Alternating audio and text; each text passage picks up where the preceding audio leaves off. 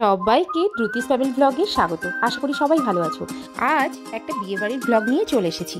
যদিও এই ব্লগ ভিডিওটি বেশ কিছুদিন আগের, 31শে জানুয়ারি ছিল বিয়ের দিনটা। বিয়ে হচ্ছে আমার এক ননদের। এখানে ননদের সাথে আছে ননদের ফ্রেন্ডসরা, আর তারা কিন্তু বিয়ের আগের দিনই কমপ্লিট করে ফেলেছে এই তত্ত্বগুলো।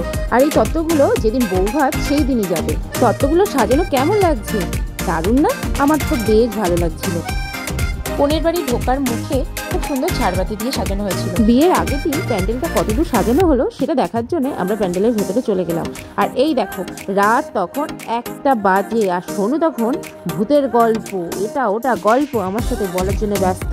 আর রাতের বেলাতে ঘুম নেই, কারণ সন্ধ্যাবেলাতে ঘুমিয়েছে, তো রাতে আর ঘুম আসে? দেখো মঙ্গুস দুটো হচ্ছে ওই রাক্ষসটার পেটে ঢুকে গেছে, ওরকম করে লাফাচ্ছে। তাই পরের দিন ভোরবেলায় তখন প্রায় 5টা কি 5:30 বাজে। ওই সময় সোনুকে নিয়ে যাওয়ার একদম ইচ্ছে ছিল না আমার, কিন্তু কি করার, আমি যেই উঠে গেছি সঙ্গে সঙ্গে ও উঠে গেছে, আমি যাব। তারপরে কি বাহানা, আমি বললাম তুই ঠাম্মির কাছে থাক, না থাকবে না। তো আমরা যখন গেলাম তারপরে একটু গুছিয়ে গাছিয়ে নিয়ে দধিমঙ্গলের অনুষ্ঠানটা শুরু হয়ে গেল। আর মাসিমা মেয়েকে দধিমঙ্গলের খাবারটা খাইয়ে দিচ্ছেন আর আশীর্বাদও করলেন। আর ভোরবেলাতে আমরা কিন্তু খুব মজা করেছি, খুব ঘোরাঘুরি করেছি, এবং অনেকে আমরা ওই ভোরবেলাতেই হাজির হয়ে গেছিলাম। কোণে ওঠার আগেই আমরা চলে গেছি। দধিমঙ্গল শেষে আমরা চলে গেলাম এক বন্ধুর বাড়িতে। বন্ধু আর বন্ধুর ওয়াইফের তখন কিন্তু ঘুম ভাঙেনি, আর দরজায় গিয়ে আমরা নক করলাম, তারপরে তাদের ঘুম ভাঙালাম। তো ঘুম ভাঙিয়ে চা খেয়ে বাড়ি চলে এলাম। এরপর 10টা 10:30টার দিকে চলে গেলাম বিয়ে বাড়িতে, এবং বিয়ে বাড়িতে তখন জমজমাট পরিস্থিতি। সবাই ফটোশ্যুট করতে, ব্যান্ড পার্টি, খাওয়া দাওয়া সব কিছু তখন চলছে। আর এখানে নান্দিমুখের জন্য পুরোহিত মশাই সব কিছু রেডি করে নিচ্ছেন। এরপরে ধান কোটার জন্য আমরা সবাই রেডি হয়ে যাই, আর মাসিমা একটা হামানদিস্তায় করে ধান করছেন, আর আমরা সবাই ধরেছিলাম, যারা আইসি ছিলাম, তো আমরা সবাই ধরে আছি।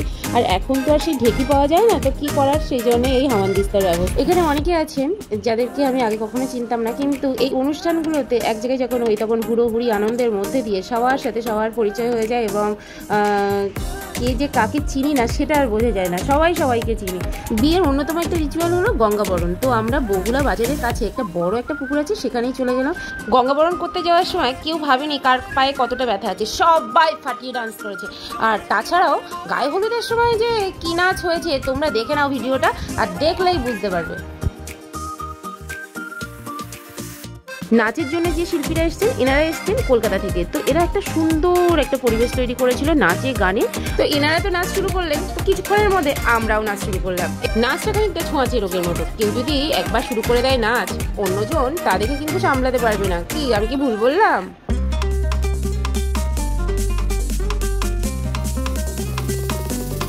1 থেকে 1.5 ঘন্টা এরকম নাচানাচি চললো। আর সোনু আর আমার যে ননদের বিয়ে, তার সাথে আমরা একটা ফটো তুললাম।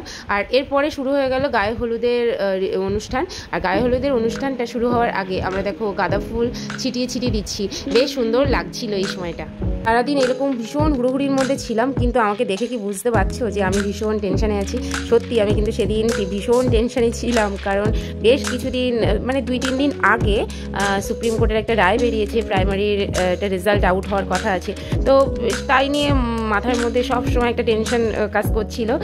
তো সন্ধ্যাবেলাতে গিয়ে এইসব অনুষ্ঠান থেকে যখন বাড়িতে যাই, সন্ধ্যাবেলাতে কিন্তু গিয়ে জানতে পারি রেজাল্ট আউট হয়ে গেছে। নিজের নামটা খুঁজে পাচ্ছিলাম না, তখন কিন্তু আমাকে আমার মামাতো দাদা হেল্প করে যে তুই এত টেনশন করিস না, আমরা দেখছি। তো প্রায় 1 ঘন্টা, অনেক বড় লিস্ট ছিল, প্রায় 9,500-এর মতো লিস্ট।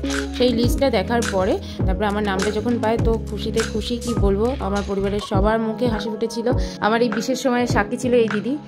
সত্যি নিজেকে সামলাতে পারছিলাম না, দিদি সেটা দেখেছে। তো এই দিনটা সত্যি আমার কাছে ভীষণ স্পেশাল। আর সন্ধ্যাবেলা যখন আমরা বিয়ে বাড়িতে যাই, তখন মানে দারুণ এক মহল তৈরি হয়েছে নাচে গানে খাওয়া দাওয়ায়। তো সোনু গিয়েই তো পকোড়া খাওয়া শুরু করলো, আইসক্রিম আর পকোড়া।